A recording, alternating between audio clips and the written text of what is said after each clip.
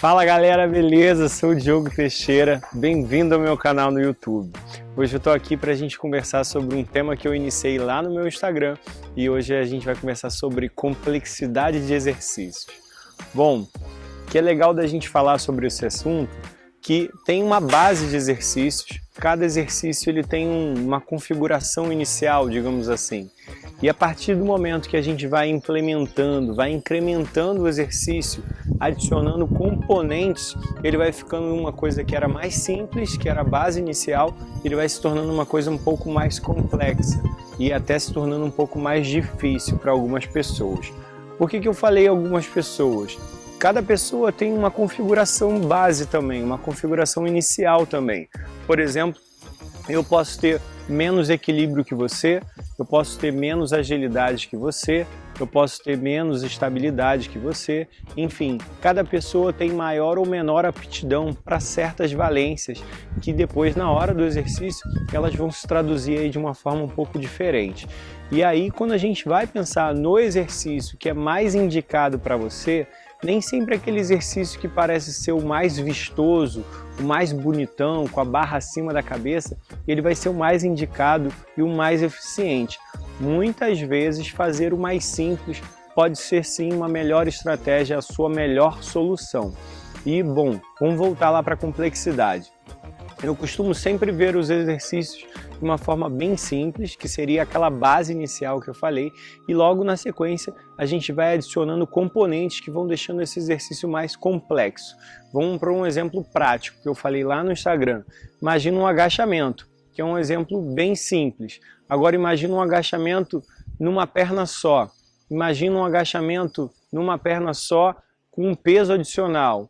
Imagina um agachamento numa perna só com um peso adicional e ainda um movimento veloz. Então tem uma série de componentes que a gente pode ou não acrescentar ao exercício para deixar ele mais complexo. E o que a gente sempre se engana é que aquele exercício que ele é mais vistoso, ele é sempre o melhor, ele é sempre o mais indicado, o mais eficaz, ele é sempre o mais legal, porque quando a gente abre o Instagram é isso que a gente vê. Um montão de gente vai para o CrossFit porque gosta de se desafiar, bota a barra para cima da cabeça e é bacana mesmo, o desafio é sempre bem-vindo, mas são exercícios que são muito complexos e nem sempre a gente chega lá já botando a barra para cima da cabeça com peso, fazendo um movimento veloz.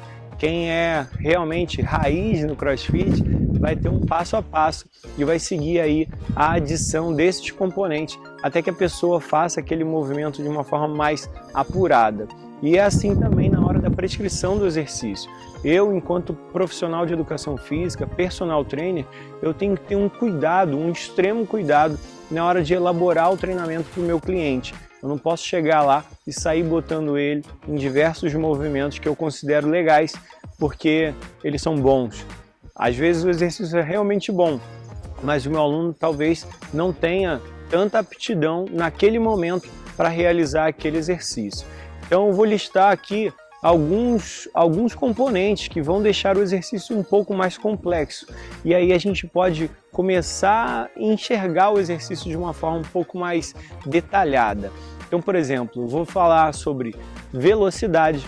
É uma ótima forma da gente aumentar a complexidade do exercício. A gente pode falar sobre peso, carga adicional, a gente chama de sobrecarga tecnicamente. A gente pode falar sobre velocidade, estabilidade, amplitude de movimento. Tem uma série de adicionais aí que eles vão fazer muita diferença na hora da prescrição do exercício, na hora da execução do exercício. Então, eu quero deixar aqui uma participação sua. Me escreve aqui nos comentários qual o exercício que você tem dúvida ou um exercício que você tem dificuldade de realizar. Me escreve aqui mais ou menos para a gente poder destrinchar esse exercício e de repente entender o porquê que esse exercício ele é tão difícil para você.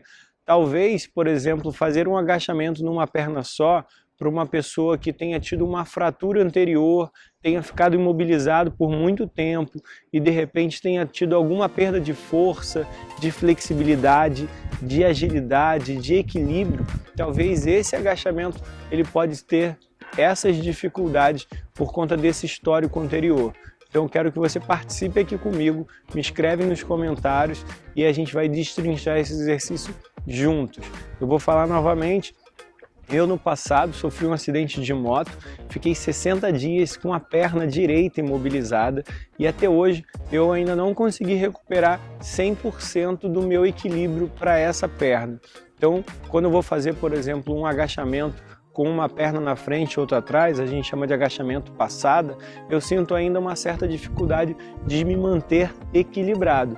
E aí, se eu já não tenho tanto equilíbrio para aquele movimento, por que diabos eu vou fazer ele ainda com um peso muito pesado, ou, por exemplo, um movimento super veloz, ou então ainda saltando? Para quê? De repente eu vou aumentar muito as minhas chances de se machucar. Então, quando a gente for pensar sempre no exercício, pensa de forma mais simples, a gente pode ir adicionando componentes que vão deixar ele mais complexo e aí a gente vai se desafiando de uma forma até didática a progredir com o nosso treino, a progredir e evoluir do jeito que tem que ser. A gente não precisa fazer exercício e se machucar, a gente tem que se desafiar, tem que evoluir e tem que ganhar saúde. É para isso que a atividade física está aqui, tá bom? E eu vou estar aqui com você no que for preciso para te ajudar nessa jornada. Fica à vontade para se inscrever. Esse foi a dica de hoje, o bate-papo de hoje. Se você não me segue lá no Instagram, grande parte do conteúdo vem de lá. Eu vou estar aqui para conversar com vocês sobre o que der e vier, tá bom? Até o próximo vídeo.